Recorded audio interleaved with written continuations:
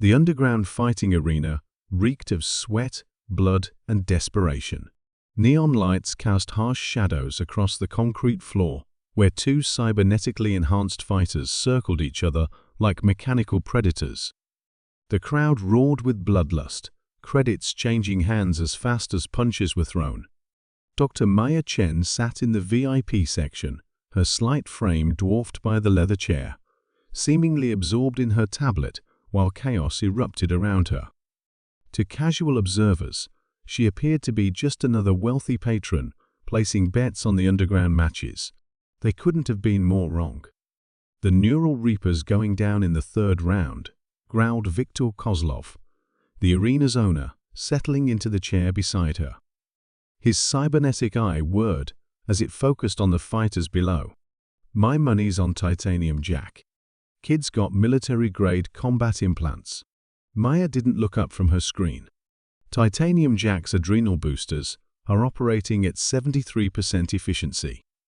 His left shoulder servo is showing microfractures from his last fight. The Neural Reaper will exploit that weakness in approximately 4 minutes and 17 seconds. Victor's organic eye widened. "How could you possibly?" "I designed the Neural Reaper's combat algorithms," Maya said quietly, finally raising her gaze to meet his. Along with his reflexive response patterns, predictive combat modeling, and pain suppression protocols, the color drained from Victor's scarred face. Around them, the crowd's cheers intensified as Titanium Jack landed a devastating uppercut that should have ended the match. Instead, the Neural Reaper absorbed the blow and countered with surgical precision, his artificial neural network calculating the optimal strike angle in microseconds. "You're her," Victor whispered. "The ghost engineer. But you're supposed to be dead." "The corporate wars."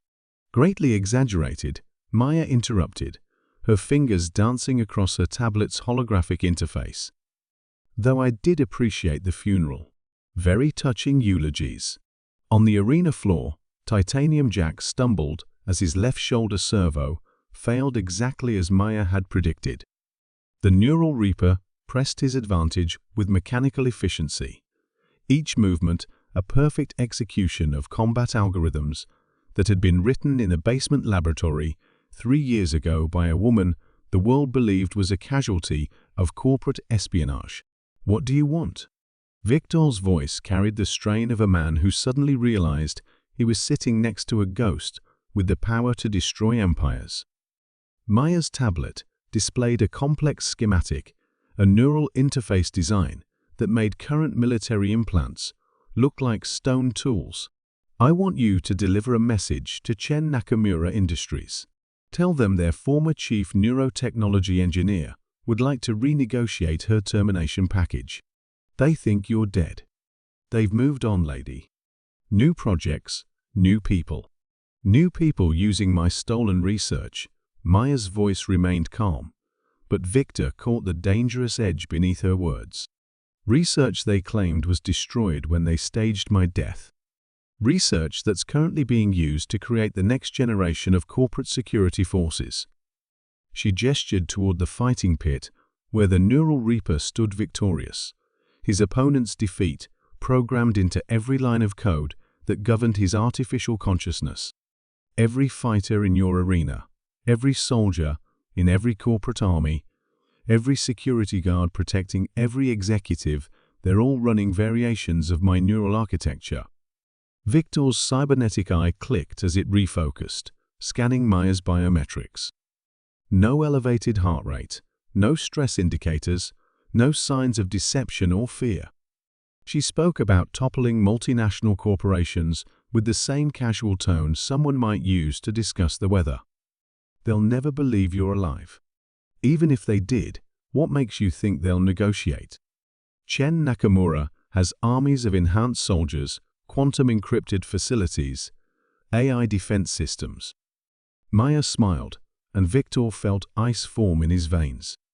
She tapped her tablet, and every screen in the arena simultaneously displayed the same message: "System override, Ghost Protocol activated." The neural reaper's head snapped toward their section, his artificial eyes glowing with recognition. Around the arena, other cybernetically enhanced fighters began to move with synchronized precision, their individual personalities subsumed by a collective consciousness that responded to Maya's commands. Every neural implant based on my architecture contains a backdoor, Maya explained conversationally. A ghost protocol that I can activate remotely. Corporate executives, military commanders, security personnel, they all trusted my technology to enhance their minds. They never suspected that trust made them my puppets. Victor tried to run, but his own security team had surrounded their section, their augmented minds no longer their own.